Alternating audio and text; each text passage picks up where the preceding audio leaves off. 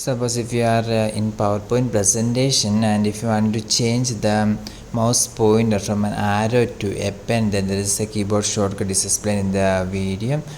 Okay, for doing this you must press this control key and P key at the same time. That is, pressing the control key and P key at the same time will change the mouse pointer from arrow to a pen. So you can see that now our mouse pointer have been changed to a pen mode. You can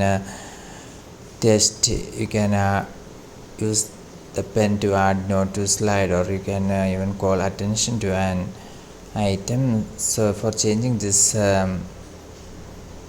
mouse pointer from arrow to pen, you can use this method, that is pressing the control key and P key at the same time. For more videos like this, you can subscribe and stay with Engineers Cell Online. Thank you.